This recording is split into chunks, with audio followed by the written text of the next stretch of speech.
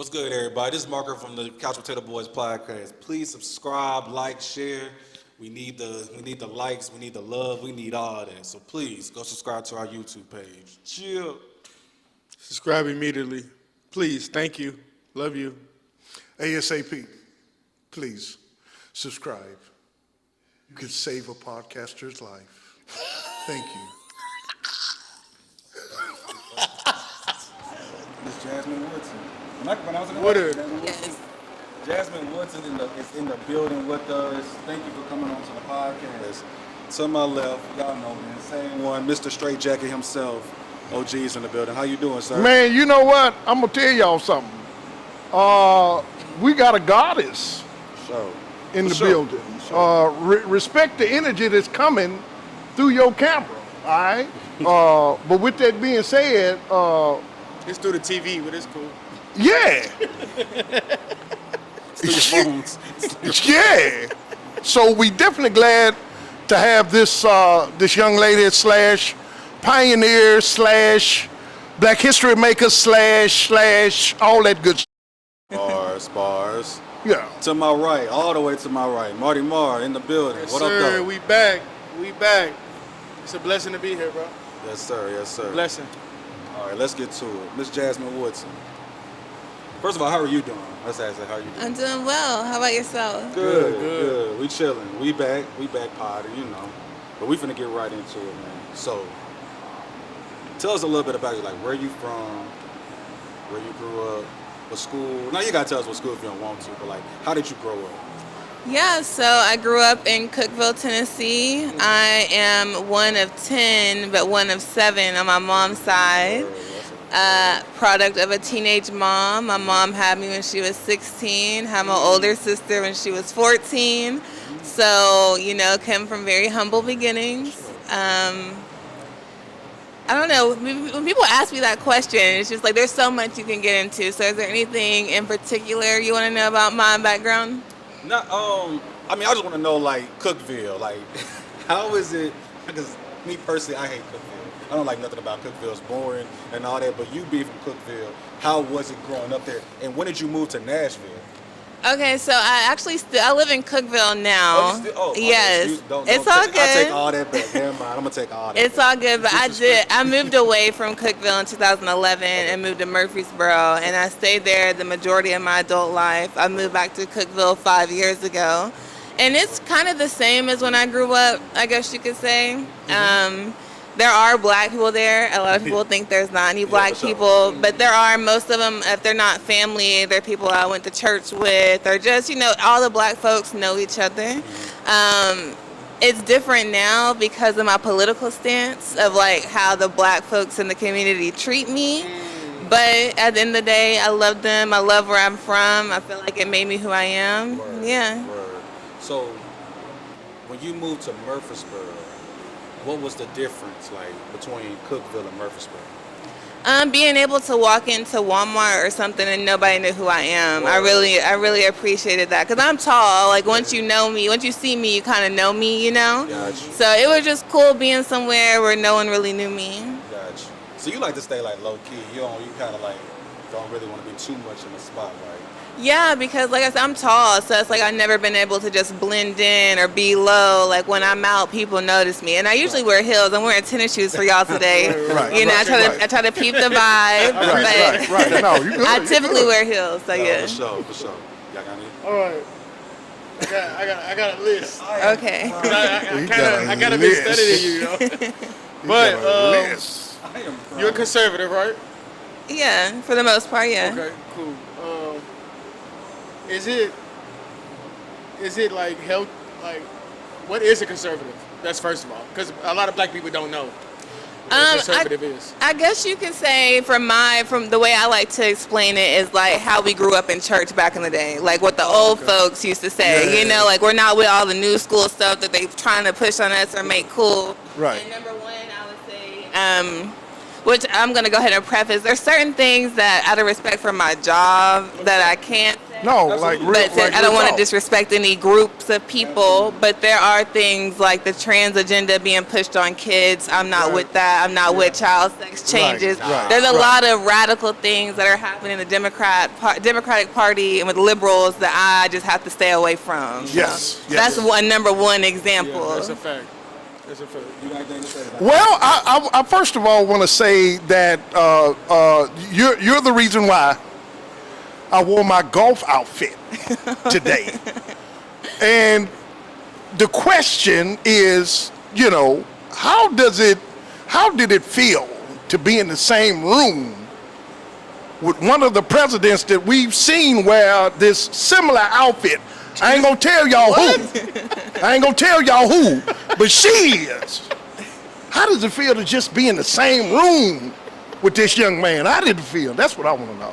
Yeah, it was a crazy experience because so there's things I didn't touch on when you're asking about my background, but before I got into the political space, I bumped my head a lot. I lived a really, a crazy life, you could say. So before the first time I was invited to the White House, like 6 or 7 months prior to that, I was a stripper, I was homeless, I was in a domestic violence type of situation. So, yes. So the first time I went to the White House, it was very eye-opening. It made me be like, okay, this is where I want to be. I want to do whatever I can to make this like my circle type of thing. Real talk. But I was at the White House in February, and Donald Trump made a speech, and one of the esteemed guests he brought was Tiger Woods.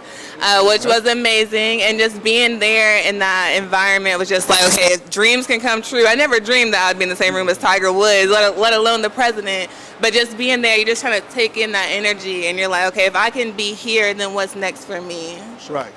Hold on, because y'all going too far. No, what I was about to say, we going way too back. I mean, let's run that way back. When when you became a stripper, right? Yeah. After that, when did you switch to the political side? Yeah, so one night I had left the strip club. I had made more money than I had ever made in my stripping career. And I pulled up to my friend's house because I had to wait to pick up my daughter. I had a few hours. But I pulled in and something just came over me. And it was just like, I started praying out loud. I'm crying. And I was just like, God, take me from this life. Do whatever you got to do. Just take the will of my life. I can't do this anymore. I'm tired of it. And I didn't know politics was my future at that point. I just kind of was like, I don't know what I'm about to do, but I'm going to trust you for the first time in my life and give this up. Right. And the next weekend is when COVID shut everything down, so I wasn't able to go to the club even if I wanted to. Right. And a few months later, during that time, because everything's closed, I'm not working, I'm not doing anything, I got a Facebook message from the Blexit Foundation, which is Candace Owens' organization. Right. I got a message from them asking if I would like to attend a protest that they were having in D.C. And I was thinking it's crazy. I'm like, what? Like me? Like, how y'all find me? I'm thinking it's like a scam or something. Right. And on the plane there is when I found out I was going to the White House. I'm sorry if I got ahead of you because I don't remember your question altogether. You're good. It was now, I know a lot of people don't like Candace. Right? Yeah. I feel like a lot more people like her now compared to a couple years ago. When she was on the panel with T.I. and a few other black people, people hated her. They was killing her. I think today it is more of people do like her. When you first met her, what was your idea of her? I just remember thinking how strong she was as a woman. And at first, I'm not going to lie, I kind of side-eyed her at first. I'm like, oh, you saying all this, but you got a white husband. So I didn't know how to feel about her at first. Right. But seeing her go up there and speak and how she was speaking with so much conviction, I was like, you know what? I don't care if her husband was white, black, purple, whatever.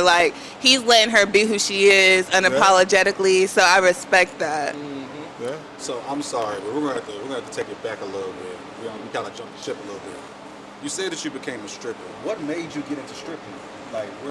What happened? Money, duh. No, I mean, come on, bro. What did you got? You thought it was a sweat? No, fool. I thought you wanted to put in the album. What was going on in your life to where you said, yo, I need to be a stripper? Yeah, so I participated in an amateur night. All my friends kind of pumped me up to do it, and I won the amateur night, and that could have been it. But I came back the next because I was like a finalist. Like there was amateur nights for like, I don't know, like a month, and I was one of the finalists. So I came back, and Christmas was coming up, and again, my mom, which I ain't trying to put her business out there or nothing, but I wanted to help her with Christmas. That was like my thing. I was like, I'm gonna get my siblings some Christmas gifts. So I went back, I ended up winning it all. And whenever I was there, one of the dancers was like, oh, we make this every night. And me, 18 years old, like, I'm like, shoot, we make this every night, let me come back. And that just kind of put me in that situation. During that time of stripping and making money, how did your mom feel? How did Bro, hold on, are you... I mean, yeah, he just over your head. He can't. Yeah, you should have said you were a cyclist. Getting off in his head. Like, what are you doing? Yeah, he done messed up. It shot the shit out of me. I ain't gonna lie. What that My brain not Ask her what size shoes you wear. My brain not could be like, yo, she was a stripper? That's crazy. What's wrong with him, bro? Who's hair? I mean, shit, bro. That's the last stripper question, but like what was like the consensus around you, like the people's view? Like were people like, oh my God, you're stripping, or were people like supporting you, like go get the money type shit? So actually it was like a secret life. I never wanted to bring shame to my mom or my family or anything like that. So I always kept it in the closet. And it was different back in the day. Like nobody was posted on Instagram. It was like we was just there for the money for real. But it wasn't until I started with the Blexit Foundation is when I came out and told everybody. They actually did like a little interview with me, and that's when I came out, and that's when the majority of people found out what I had been doing. No one really knew. It was nothing that was a flex for me. I was just in for the money for real. I'm sorry for not listening. What your age? How old are you? I'm 32 now. You 30 who? 32. You look about 19. Don't flatter me. Real, like, what y'all think? Leave it in the comments. What y'all think? So let's get into the meat of it. Don't say nothing about stripping. You don't talk about that enough. It's time to get you finna get jumped this time. I'm joking. And she gonna hit you. Social justice reform. What made you get into that?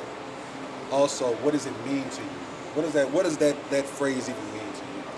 Yeah, so one of my earliest childhood memories was my mom being kind of like tackled by a police officer, and but growing up in the 90s, a lot of people sold dope, and that was like my lifestyle with my uncles. I had uncles in and out of the Fed prison, so like, and my mom had indictments, and my stepdad was indicted, so like I kind of just grew up in that, where I was kind of like F the police in a way.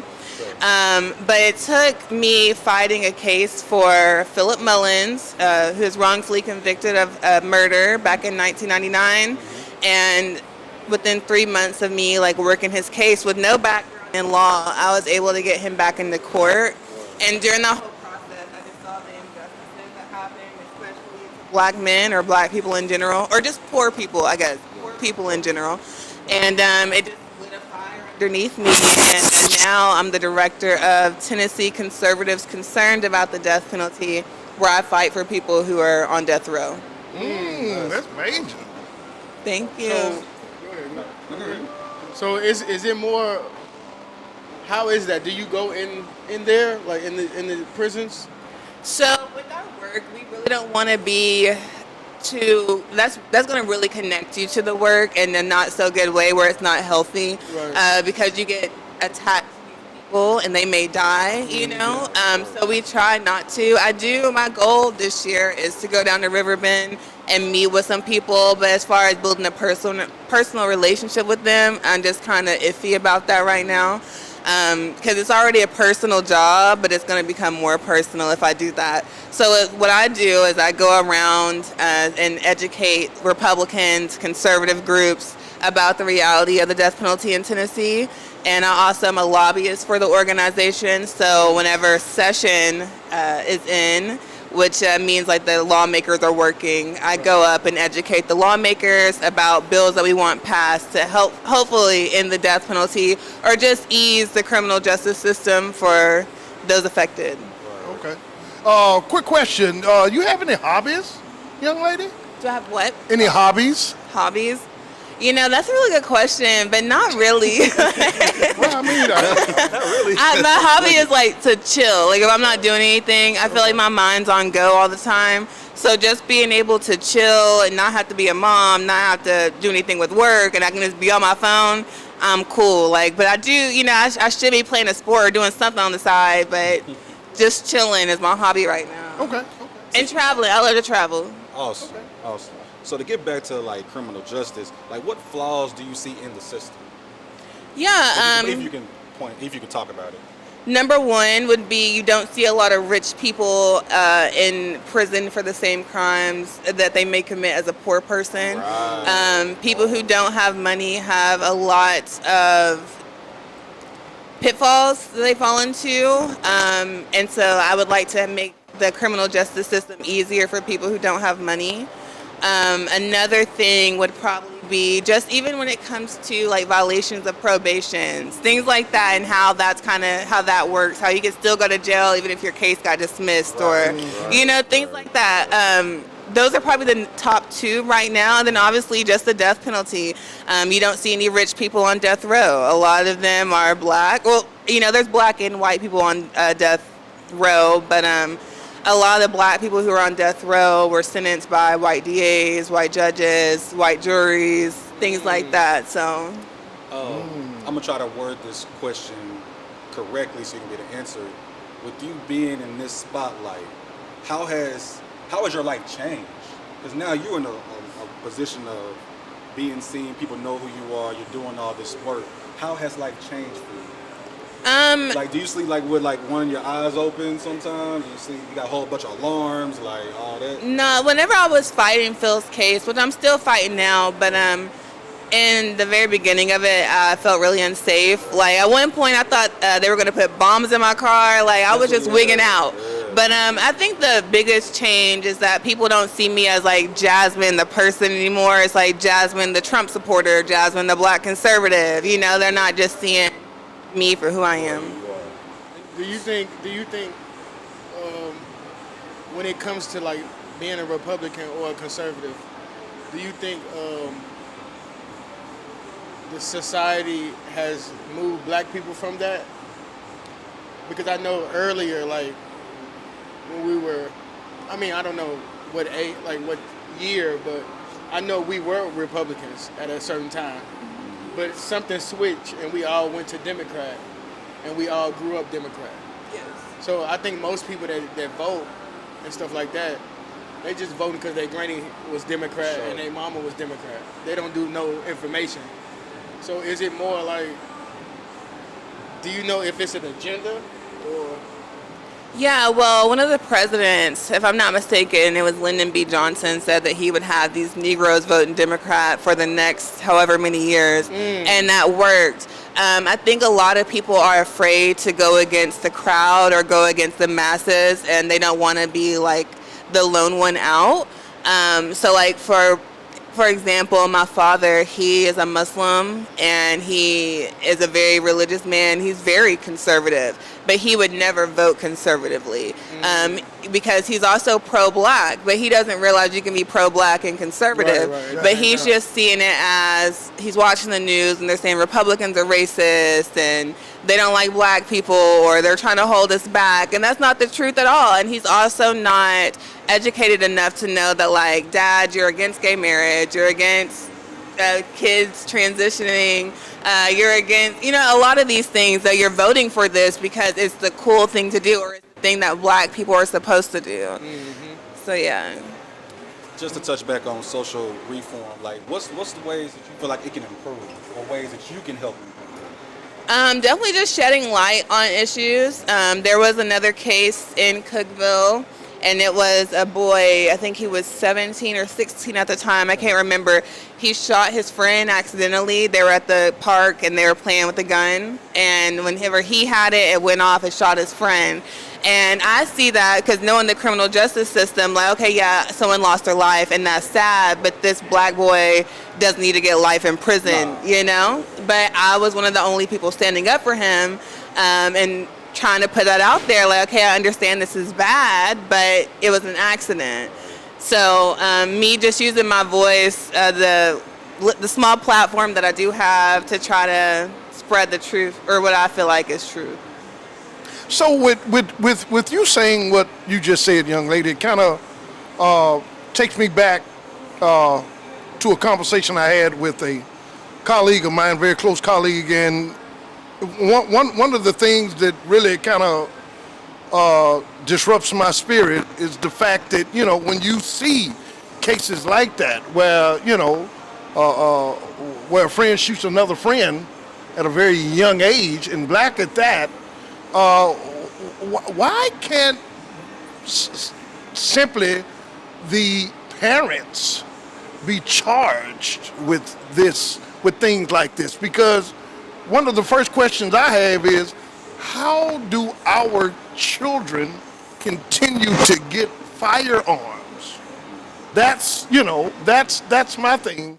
But going back to, you know, the question is, you know, do you think parents should be held accountable?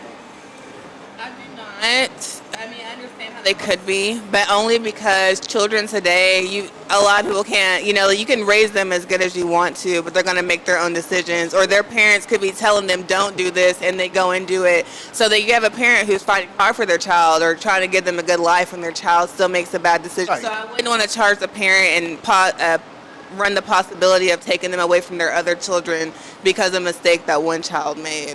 But I do think there should be more emphasis on parenting and parenthood, and we should be like a village to take care of everybody's children so we can stop running into problems like that. Almost like a village. We need more of a village mindset versus, oh, that's your child. I ain't fooling with your child. And yeah, no, I'm just keeping it honest, because, you know, back in the 70s, well, I'm close to 70s and the 80s. You know, hell, a next door neighbor could whoop your child. Exactly. You know, or whoop your behind. But now you better not touch my child. You know, so you know, but it's kind of sad. But no, I respect that though. I definitely respect that. So we're gonna switch lanes a little bit. So you mentioned that you was a mom. So how is it? How you enjoying being a mom? It's on the hardest. On top of what you do. Yeah, being a mom is definitely the hardest job I have, but the most rewarding. I love my daughter. She's 7. We've been through a lot of different phases in life together, and I'm just focused on giving her the opportunities that I didn't get and trying to just build her up to be her own person, a great person, to think for herself, to be confident. And so I mean, I have my shortfalls at times as a mom, but I try my hardest. You want more kids, or you good with one and done? I don't know. She's 7 now, so I feel like I'm at that sweet spot. I don't know yet. You almost done. Yeah. You got probably, you know, you got I'm an only child. It rocks. And that too. I feel like I could do more with one. But I had a great upbringing. Spoiled as hell. Do you think black people are emotional when it comes to politics? For sure.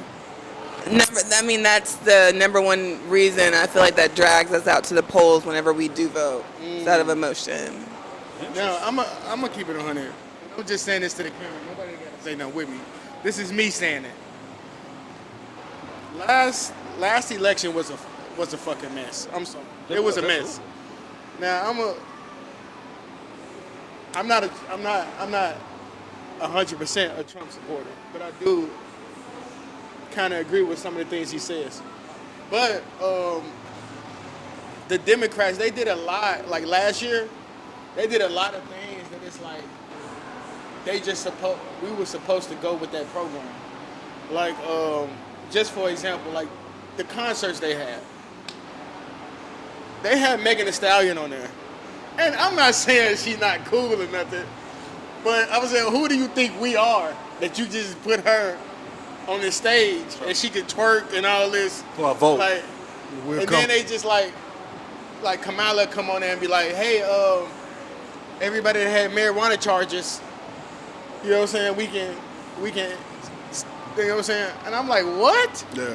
Right. Like, it's just like, it's like, to me, what I'm hearing, like in my mind, okay, we got fried chicken and watermelon for you. That's what I'm hearing.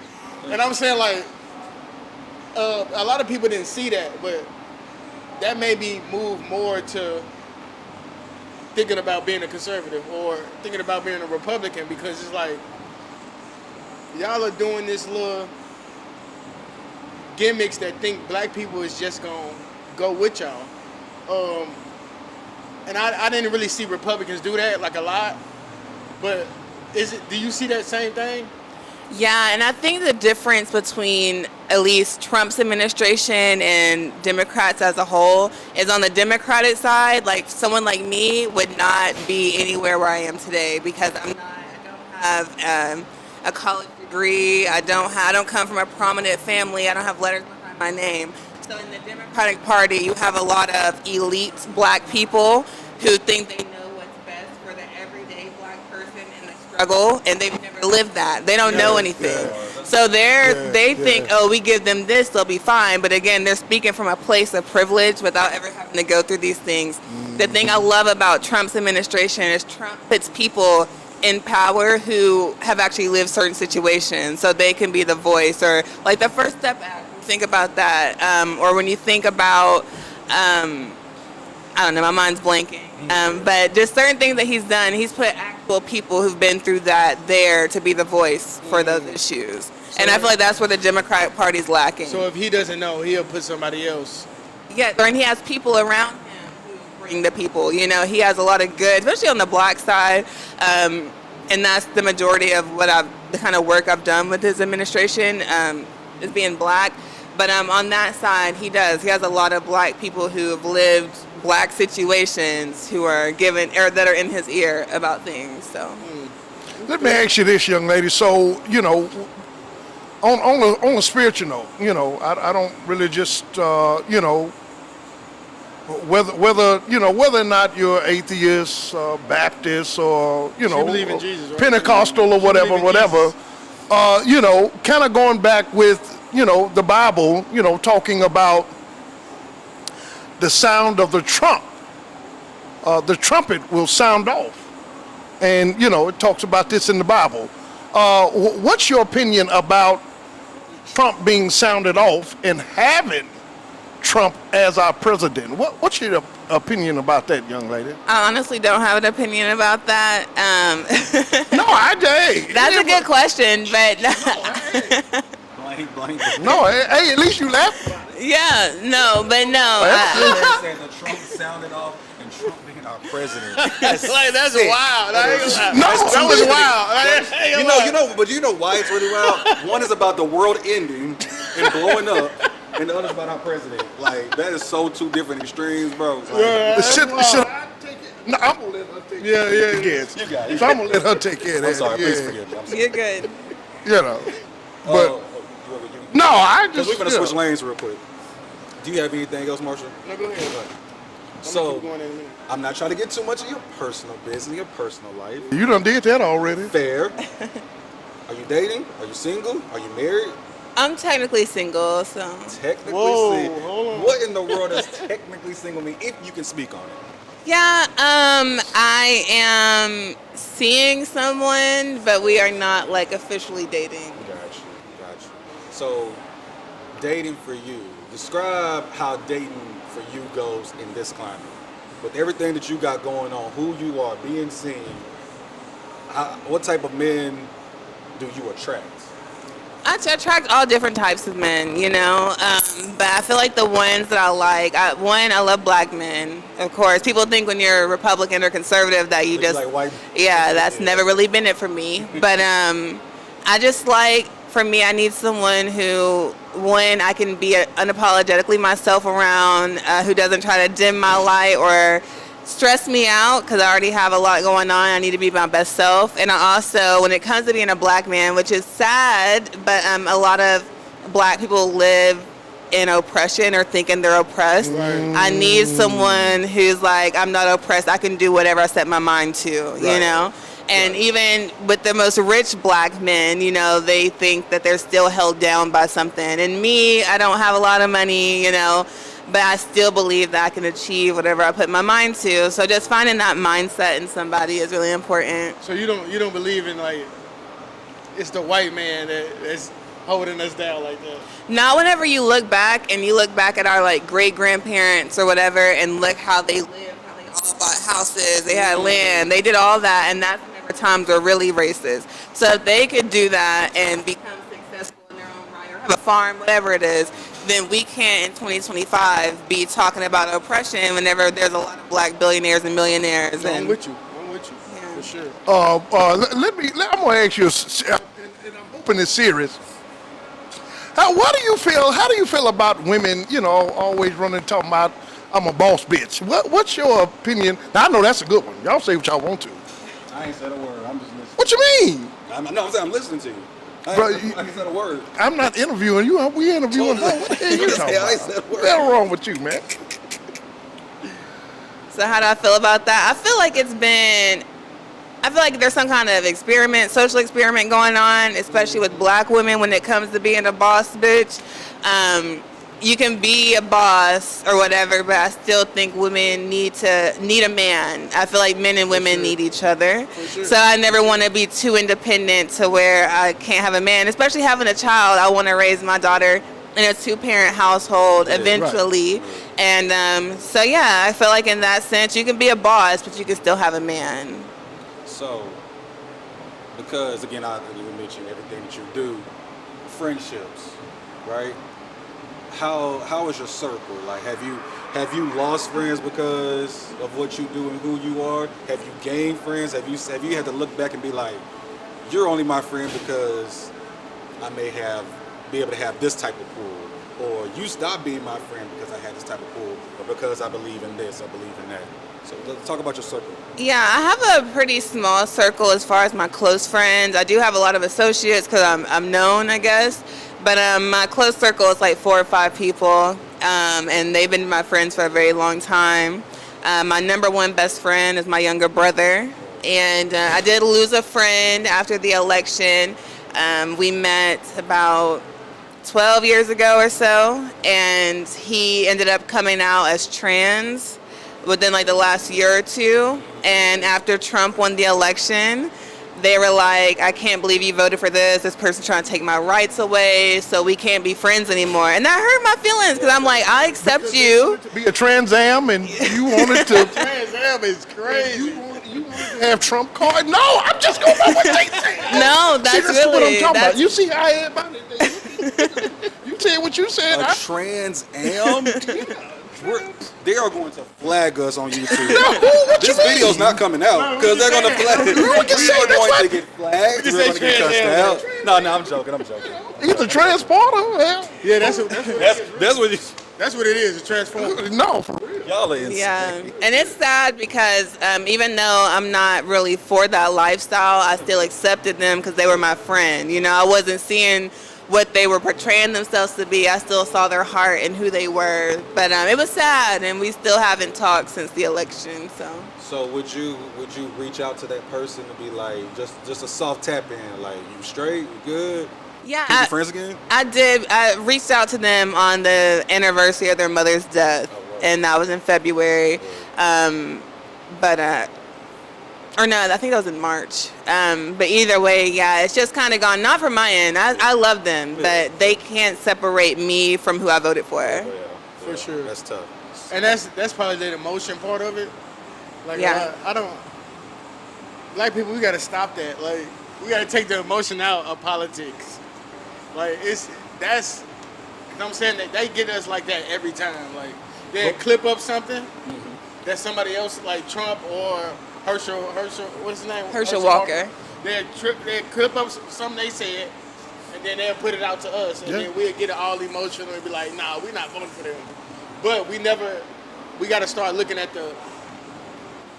like, if you're going to look at the stuff like that, I just advise that people should look at the whole interview or the whole scenario of what's going on, right?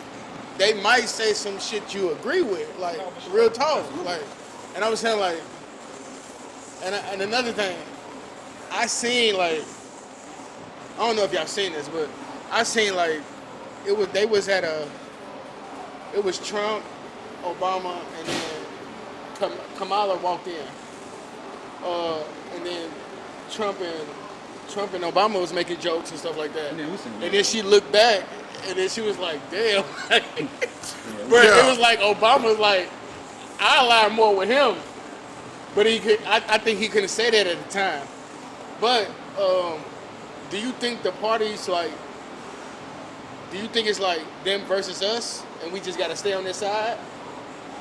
No, not at all. I think at the end of the day, these people all go and play golf together. You know, they're all friends. No, that's what but the public is so divided. But these people are actually friends. And the way, the key to everything is bipartisanship. And like, this is what I did an interview for a newspaper in my hometown. And in one of the clips I said, you know, I want black people to know that, like, I'm here to help you. Like, don't look at my label as being a Republican. That doesn't mean that I'm not going to fight for our issues. Right. Like, if you have something, come to me. Because you might not be saying it right. I can tell you, like, how to say it to sway the Republicans, you know? Like, we live in a Republican majority. You have to appeal to them. Like, especially in Tennessee. Exactly. You have to appeal to them. You need Republican friends that can help you, that might be cool with a state representative, or that can help you portray your message in a way that's not going to seem offensive to the Republican Party.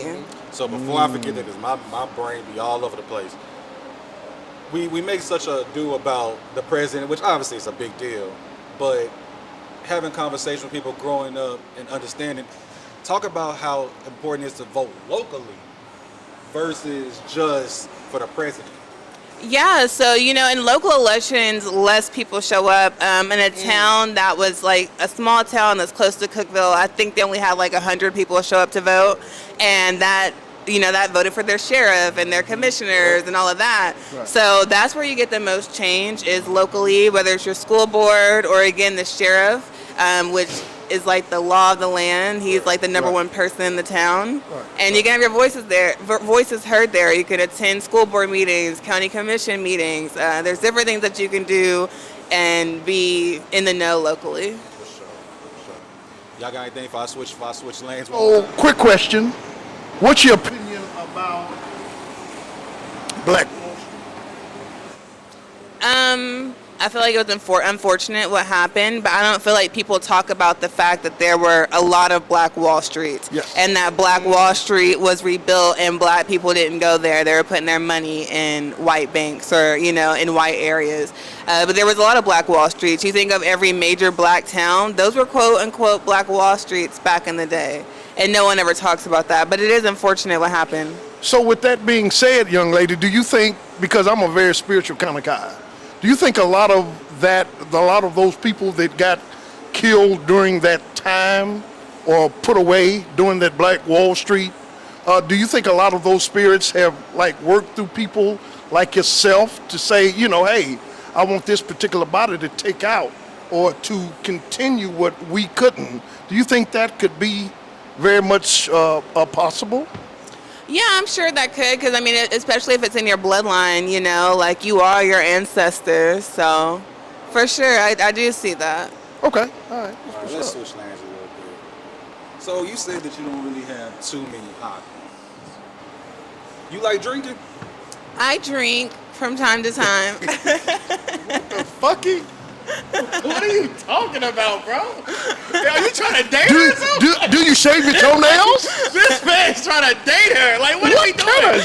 We are doing an interview, gang. What's your DNA? Golly. Like, bro, we're doing an interview, bro. What? Shut up. Golly. Hey, bro, you need a drink. He's obsessed with the stripper shit. Like, God, leave that shit alone.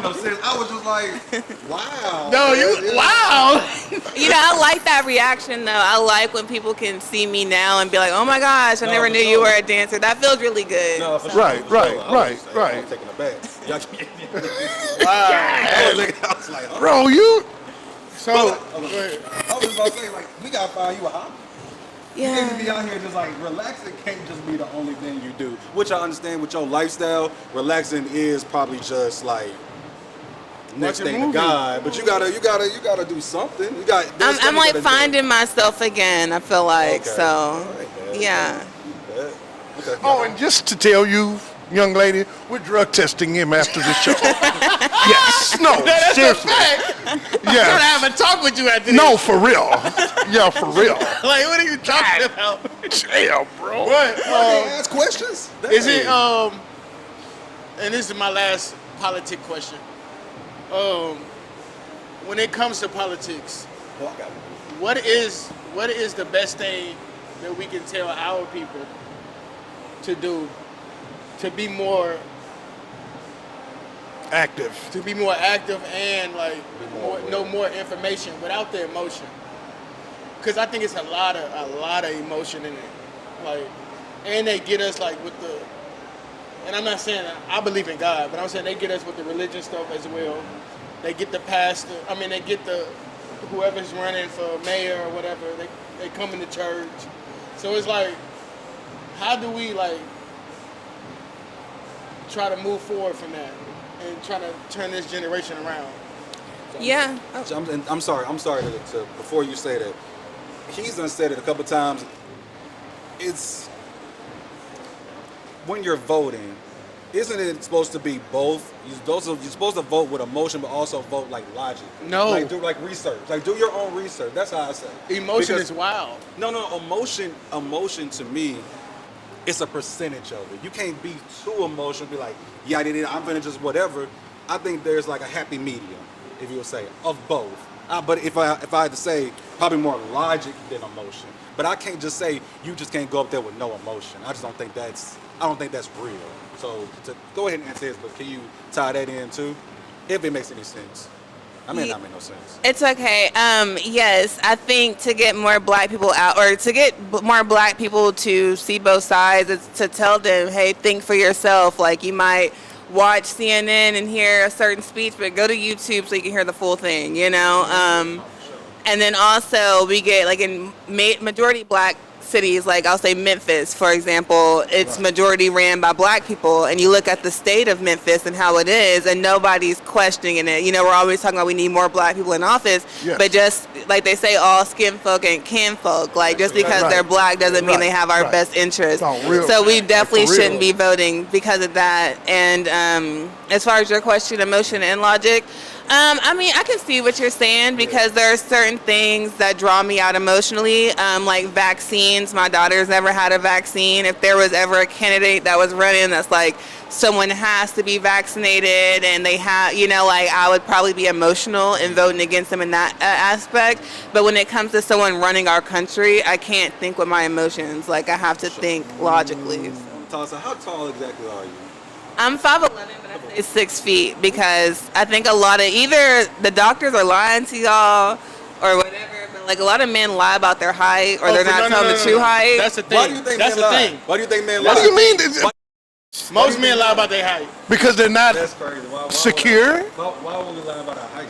Bro, most men lie about their height. That's nasty. What's your height? I'm 6 feet. Huh?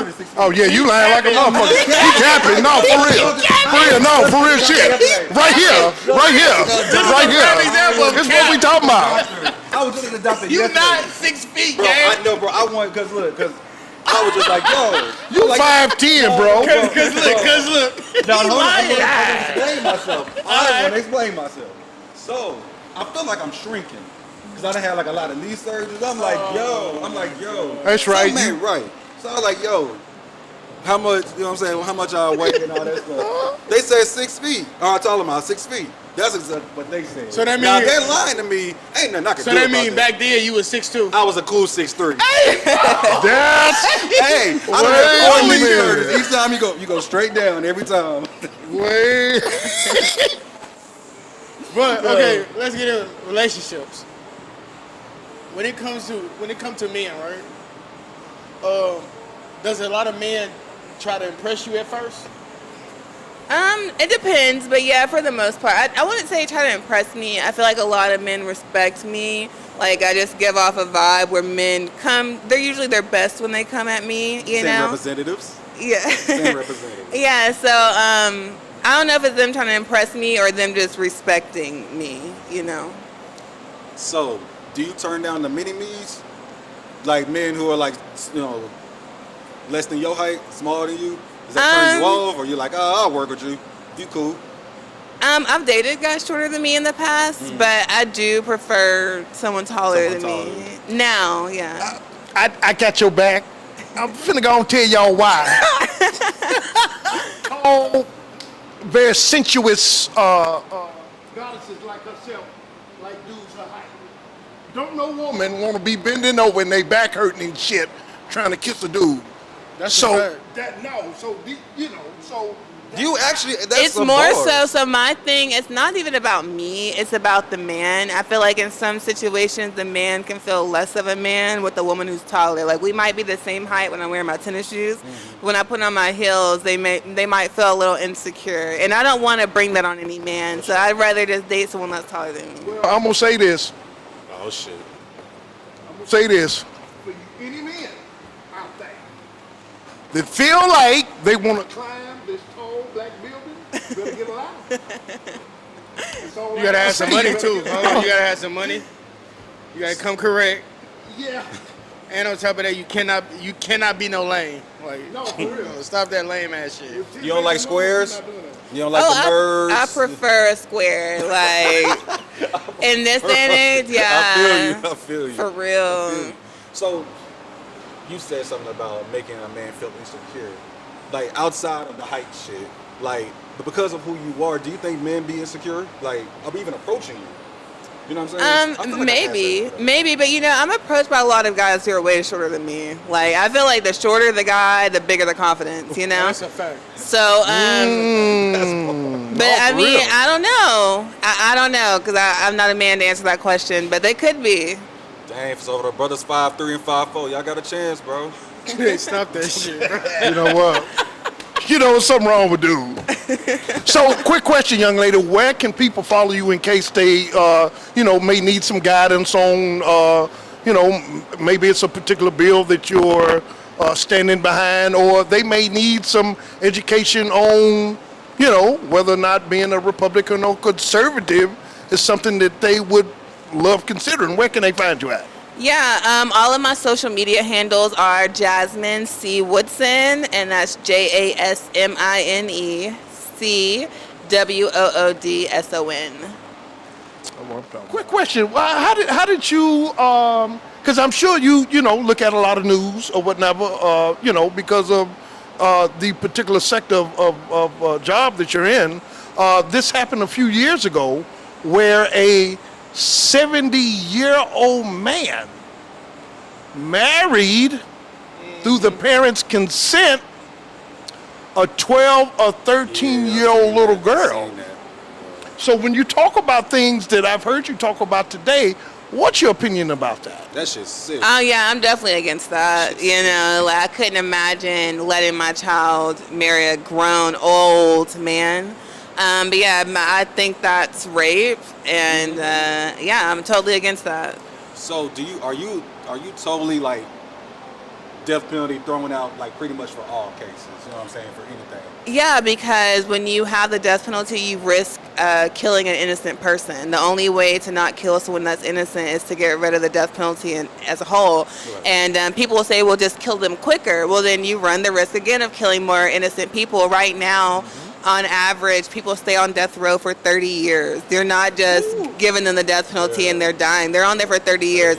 The people who die are old men, they're not young whippersnappers. They've lived their life. They could have changed. 15 years into their sentence, they could have given their life to God and been really God focused the whole time. Yeah. And then the person who kills them is an executioner who is someone who works at the prison. So this person has seen this person for all of these years, and they're having to put them down, and they don't know them as the killer.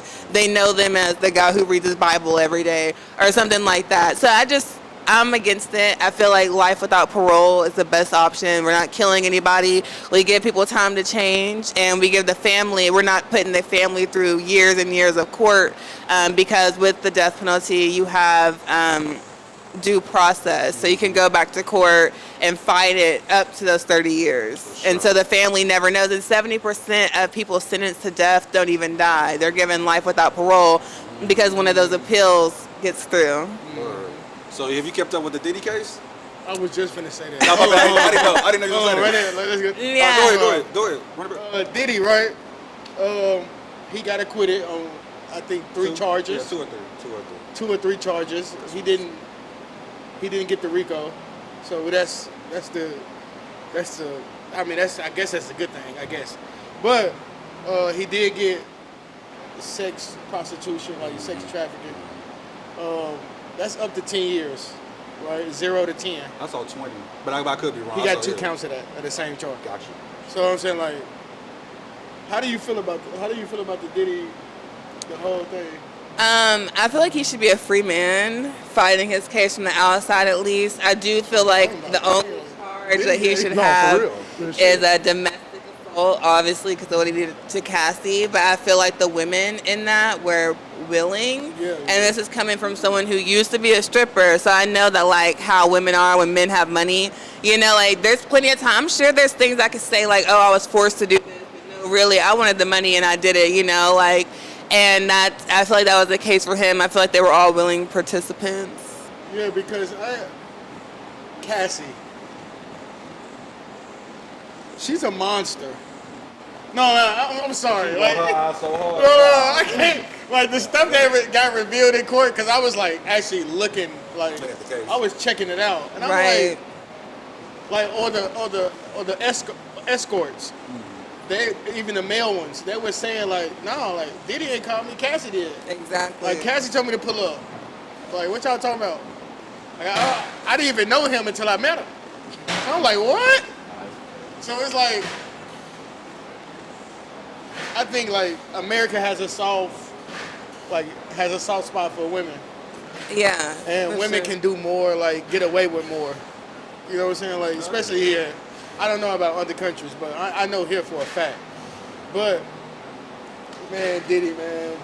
Free Diddy. What do you feel about the black? Free Diddy. What do you feel about, like, because this has been happening a lot. Tyler Perry, you got Shannon Sharp. What do you think about, like, people so-called saying they taking down our black moguls? I feel like they're taking down themselves. I feel like when you have a certain stature and you're making a certain amount of money, it's easier just to be married or have some kind of, put some kind of contract in place or something to protect yourself. But if you're out here all willy-nilly with these women, I mean, that's on you. So I know you say, you know what I'm saying, free Diddy and all that, but do you still believe that he's a sick nigga for having all the baby oil? I mean, everybody has their sexual preferences. Just a freak, yeah, he's a freaky nigga. It's cool, though. He's a sick, no, cool. Get your bars on. He's He's a sick just nigga. a freak. Shit, You'll be surprised who a freak in your family. I thought you told us. fact. Like, I thought you told us, Margot, that when you get done, you put your finger in your mouth and be like, yeah. No, nigga, I get a sig. You know what I'm saying? Like I seen a shirt today. They said a freako doesn't deserve a Rico. That's bars. That's bars. Bro, just a freak. Now, I wouldn't do that per se. That's a fact. Like, we not doing none of that. But He just an overly horny ass nigga. Now, when you have a lot of money and a lot of access to women, he's been doing this since the 90s. You need more to, like, get you off and things like that. Yeah, so. but my thing is, like, I'm married, right? Been married for 16 years. good. That's good. Good. You make sure you're married. You sicko. So besides my wife, I have a woman by the name of Wendy's. Oh, you know her. All right. It's a what's the I call her Maggie. It's an Italian chick. She stays up on West End. She cooks all of this. Basically, you know, like I have the blueprint for men on how to cheat. I'm gonna tell you who the sweetest woman to me is, and my wife know it. Guess who? Christy Cookies. Whoever would have thought? This nigga. That's what I'm talking about. I'm sick of Whoever this nigga. would have thought? I'm sick of this nigga. I'm so sick of it. What's wrong with you? Also, You gotta so relax. you trying to tell me gotta you don't relax. like oatmeal raisin? Sugar cookies? Oh, you're a cookie hater. I see you, buddy. Have you ever cheated before? No. Have you been cheated on? Yes. That shit hurt, don't it? Very bad. That shit hurt. It's crazy. Yeah, like he been through. That shit hurt, don't it? No, I'm gonna say this is a serious. No, question, it's bro. relaxing. This is real. Mental health. I'm a big advocate of mental health, especially for the black community. That's the last one. Go ahead. Oh, there we are. Black people go to therapy. Big heavy. Black people go to therapy. It's not a joke. Go get your shit right. Blah blah blah. With everything that you do, how's your mental? What goes through it? What goes through it? I'm just trying to be better every day. I have my shortfalls like everybody else. There's things I struggle with. On the way here, I had to call my mentor because I had a moment where I felt like I was seeing people support this one person, and whenever I was in the same position, those same people didn't support me. And I had to call my mentor and be like, "Hey, I'm feeling a little emotional about this." And he kind of got me, whipped me into shape, and gave me some good advice. I still struggle with my own thing. I was in therapy. I should probably start going back. Man, same. Yeah, I'm an advocate of therapy as long as it doesn't make you a perpetual victim. You have to get out of. That's why I can't do therapy like that. I ain't gonna lie. This therapy is I'm saying I can't do it now. And that's my other girlfriend, Mary. Yeah, but my therapy is all right. We're the Couch Potato Boys podcast. Miss Jasmine Woodson's in the building. Please give a clap for her when she was in the building. We appreciate you coming on to the podcast. Marty Marr to my far right. Yes, OG sir. the Insane One to my left. Yes, sir. Y'all know We back. who I am. Originally gone. We up out of here. Yes, sir. Appreciate it. Yep, Thank yep. you. I appreciate it. Thank you. So, everybody, this is Marker from the Couch Potato Boys podcast. Please subscribe, like, share. We need the likes, we need the love, we need all that. So please go subscribe to our YouTube page. Chill. Subscribe immediately. Please. Thank you. Love you. ASAP. Please subscribe. You can save a podcaster's life. Thank you.